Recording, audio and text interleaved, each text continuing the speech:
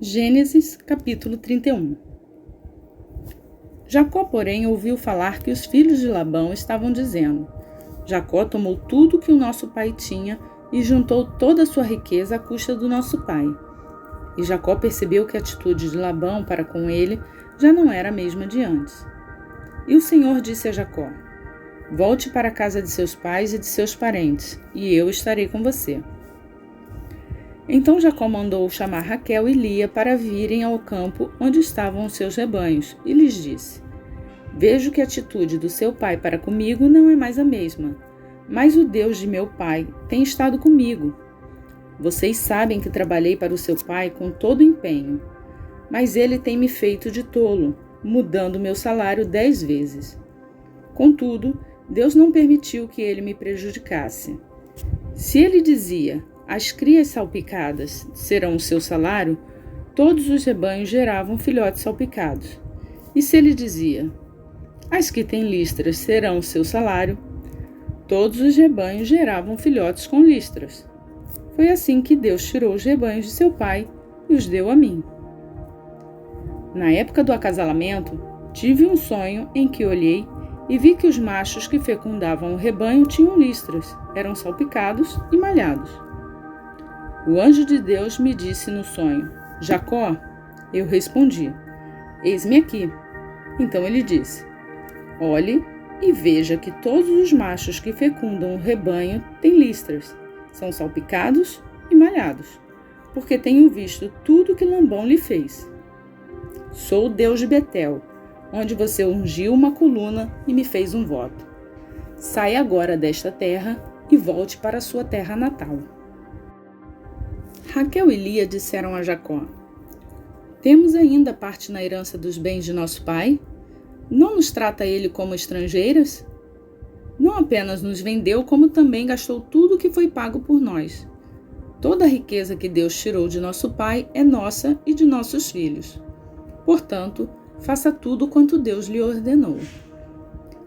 Então Jacó ajudou seus filhos e suas mulheres a montar nos camelos e conduziu todo o seu rebanho, junto com todos os bens que havia acumulado em Padã-Arã, para ir à terra de Canaã, à casa de seu pai Isaque. Enquanto Labão tinha saído para tosquear suas ovelhas, Raquel roubou de seu pai os ídolos do clã. Foi assim que Jacó enganou a Labão, o arameu, fugiu sem lhe dizer nada. Ele fugiu com tudo o que tinha e, atravessando o Eufrates, foi para os montes de Gileade. 3 dias depois, Labão foi informado de que Jacó tinha fugido. Tomando consigo os homens de sua família, perseguiu Jacó por 7 dias e os alcançou nos montes de Gileade. Então, de noite, Deus veio em sonho a Labão, o arameu, e o advertiu: Cuidado, não diga nada a Jacó, não lhe faça promessas nem ameaças. Labão alcançou Jacó, que estava acampado nos montes de Gileade. Então Labão e os homens se acamparam ali também. Ele perguntou a Jacó: Que foi que você fez? Não só me enganou, como também raptou minhas filhas como se fossem prisioneiras de guerra. Por que você me enganou fugindo em segredo sem avisar-me? Eu teria celebrado a sua partida com alegria e cantos, ao som de tamborins e das harpas. Você nem sequer me deixou beijar meus netos e minhas filhas para despedir-me deles. Foi insensato. Tenho poder para prejudicá-los, mas na noite passada, o Deus do pai de vocês advertiu-me. Cuidado, não diga nada para Jacó, não faça promessas nem ameaças. Agora, se você partiu porque tinha saudade da casa de seu pai, por que roubou meus deuses? Jacó respondeu a Labão: Tive medo, pois pensei que você tiraria suas filhas de mim à força. Quanto aos seus deuses, quem for encontrado com eles não ficará vivo. Na presença de nossos parentes, veja você mesmo se está aqui comigo qualquer coisa que lhe pertença. E se estiver, leve-a de volta. Ora, Jacó não sabia que Raquel os havia roubado. Então Labão entrou na tenda de Jacó e nas tendas de Lia e de suas servas, mas nada encontrou. Depois de sair da tenda de Lia, entrou na tenda de Raquel. Raquel tinha colocado os ídolos dentro da sela de seu camelo e estava sentada em cima. Labão vasculhou toda a tenda, mas nada encontrou. Raquel disse ao pai: "Não se irrite, meu senhor, por não poder me levantar em sua presença, pois estou com o fluxo das mulheres." Ele procurou os ídolos, mas não os encontrou. Jacó ficou irado e queixou-se a Labão: "Qual foi meu crime? Que pecado cometi para que você me persiga furiosamente? Você já vasculhou tudo que me pertence? Encontrou algo que lhe pertença? Então, coloque tudo aqui na frente dos meus parentes e dos seus, e que eles julguem entre nós dois. 20 anos estive com você. Suas ovelhas e cabras nunca abortaram e jamais comi um só carneiro do seu rebanho. Eu nunca levava a você os animais despedaçados por feras. Eu mesma assumi o prejuízo. E você pedia conta de todo animal roubado de dia ou de noite. O calor me consumia de dia e o frio de noite, e o sono fugia dos meus olhos. Foi assim nos 20 anos em que fiquei em sua casa. Trabalhei para você 14 anos em troca de suas 2 filhas, e 6 anos por seus rebanhos, e 10 vezes você alterou o meu salário. Se Deus de meu pai, o Deus de Abraão, o temor de Isaque, não estivesse comigo, certamente você me despediria de mãos vazias. Mas Deus viu o meu sofrimento e o trabalho das minhas mãos, e na noite passada ele manifestou a sua decisão." Labão respondeu a Jacó: "As mulheres são minhas filhas, e os filhos são meus, os rebanhos são meus. Tudo que você vê é meu. Que posso fazer por essas minhas filhas ou pelos filhos que delas nasceram?" Então Jacó tomou uma pedra e a colocou em pé como coluna. E disse a seus parentes: "Juntem algumas pedras." Eles apanharam pedras e as amontoaram. Depois comeram ali, ao lado do monte de pedras. Labão a chamou de Jegar Zaduta, e Jacó o chamou Galeed. Labão disse: "Este monte de pedras é uma testemunha entre mim e você no dia de hoje." Por isso foi chamado Galeed. Foi também chamado Mispá, porque ele declarou: "Que o Senhor nos vigie, a mim e a você, quando estivermos separados um do outro. Se você maltratar minhas filhas ou menosprezá-las, tomando outras mulheres além delas, ainda que ninguém saiba, lembre-se de que Deus é testemunha entre mim e você." Disse ainda Labão a Jacó: "Aqui estão este monte de pedras e esta coluna que coloquei entre mim e você. São testemunhas de que não passarei para o lado de lá para prejudicá-lo, nem você passará para o lado de cá para prejudicar-me.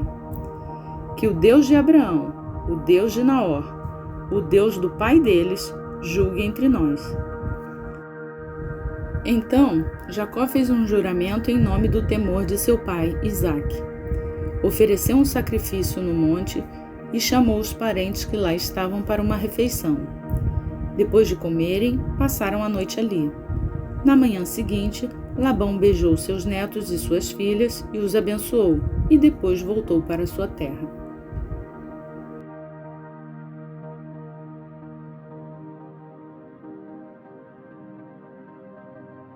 Gênesis, capítulo 32.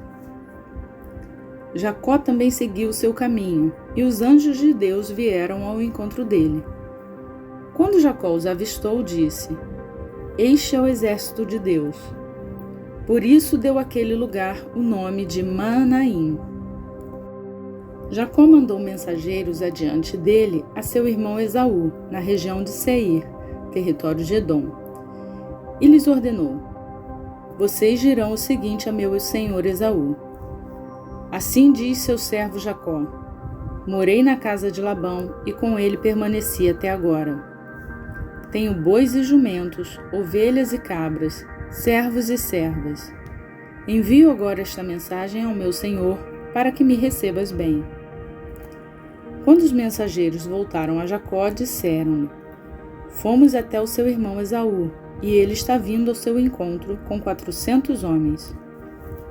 Jacó encheu-se de medo e foi tomado de angústia. Então dividiu em 2 grupos todos os que estavam com ele, bem como as ovelhas, as cabras, os bois e os camelos, pois assim pensou: se Esaú vier e atacar um dos grupos, o outro poderá escapar. Então Jacó orou: Ó Deus de meu pai Abraão, Deus de meu pai Isaque, o Senhor que me disseste: volte para a tua terra e para os seus parentes, e eu o farei prosperar. Não sou digno de toda a bondade e lealdade com que trataste o teu servo. Quando atravessei o Jordão, eu tinha apenas o meu cajado, mas agora possuo 2 caravanas. Livra-me, rogo-te, das mãos do meu irmão Esaú, porque tenho medo que ele venha nos atacar, tanto a mim como as mães e as crianças. Pois tu me prometeste: esteja certo que eu o farei prosperar, e farei dos seus descendentes tão numerosos como a areia do mar, que não se pode contar. Depois de passar ali a noite, escolheu entre seus rebanhos um presente para o seu irmão Esaú: 200 cabras e 20 bodes, 200 ovelhas e 20 carneiros, 30 fêmeas de camelo com seus filhotes, 40 vacas e 10 touros, 20 jumentas e 10 jumentos. Designou cada rebanho sob o cuidado de um servo e disse-lhes: vão à minha frente e mantenham certa distância entre um rebanho e outro.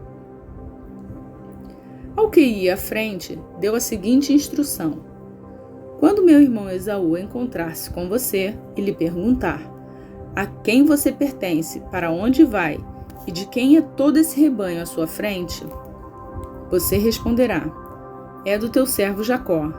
É um presente para o meu senhor Esaú, e ele mesmo está vindo atrás de nós. Também instruiu o segundo, o terceiro e todos os outros que acompanhavam os rebanhos. Digam também a mesma coisa a Esaú quando o encontrarem, e acrescentem: teu servo Jacó está vindo atrás de nós. Porque pensava: eu o apaziguarei com esses presentes que estou enviando antes de mim. Mais tarde, quando eu o vir, talvez me receba. Assim os presentes de Jacó seguiram à sua frente. Ele, porém, passou a noite no acampamento. Naquela noite, Jacó levantou-se, tomou suas 2 mulheres, suas 2 servas e seus 11 filhos para atravessar o lugar de passagem do Jaboque.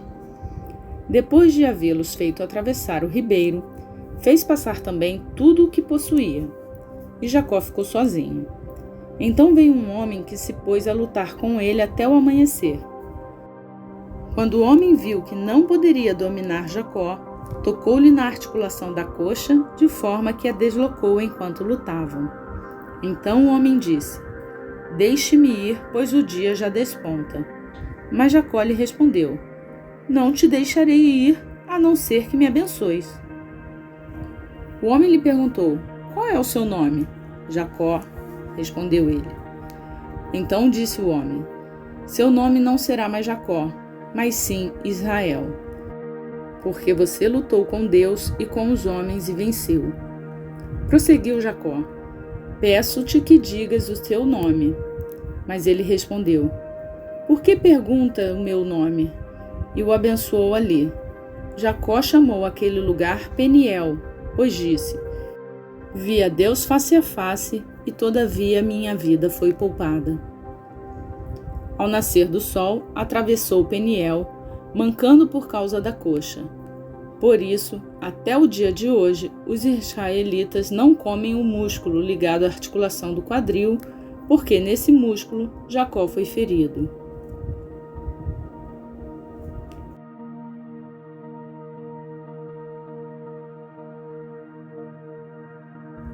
Mateus, capítulo 16.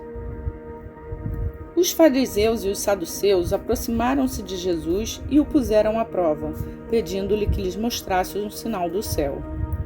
Ele respondeu: quando a tarde vem, vocês dizem: vai fazer bom tempo, porque o céu está vermelho. E de manhã, hoje haverá tempestade, porque o céu está vermelho e nublado. Vocês sabem interpretar o aspecto do céu, mas não sabem interpretar os sinais dos tempos.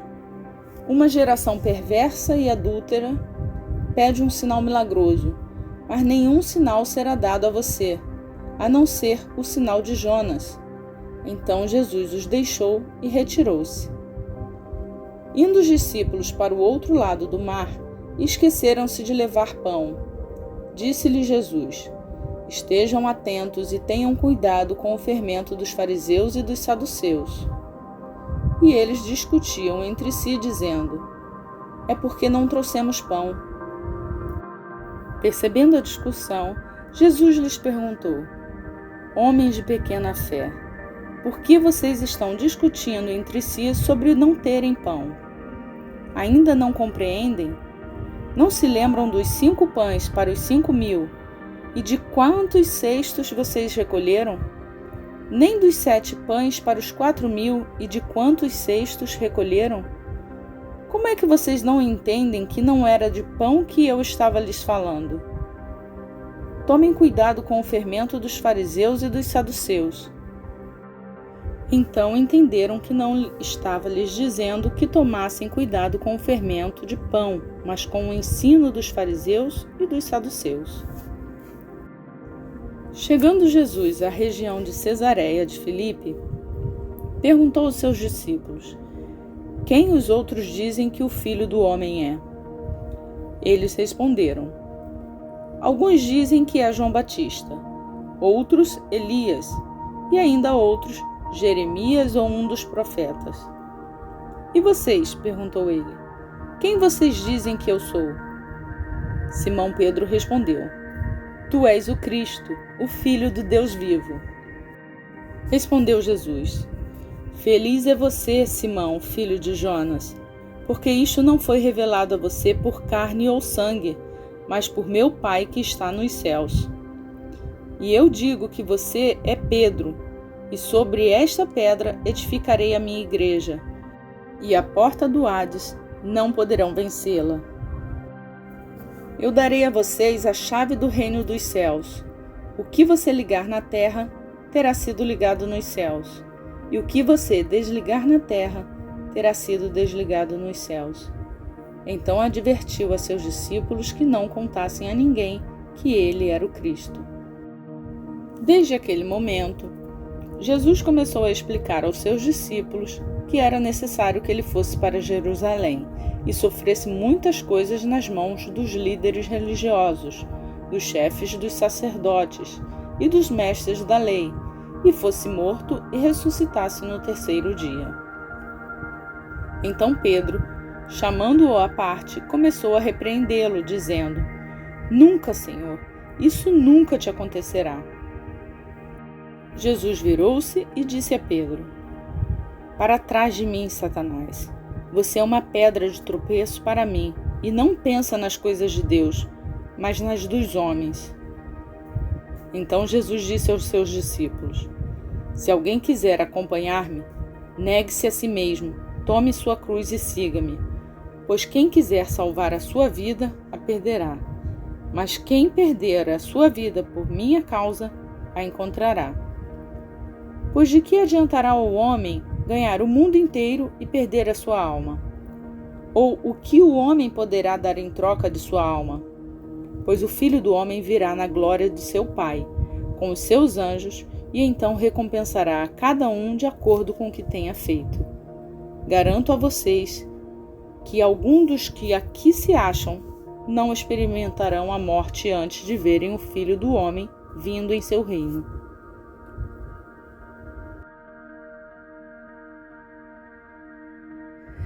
Algumas pessoas têm nos enviado mensagens contando quanto essa leitura tem sido abençoadora na vida delas. Sim, ela está sendo muito abençoadora para mim também. Eu fico muito feliz de ter esse projeto, de seguir com o objetivo de completar essa leitura ao longo de um ano, e vocês me acrescentam ânimo e motivação a cada dia. Hoje completamos o dia 16 do nosso plano de leitura bíblica. Juntos vamos louvando a Deus. Que Ele abençoe o seu dia Fiquem com Jesus e até amanhã, se assim Ele nos permitir.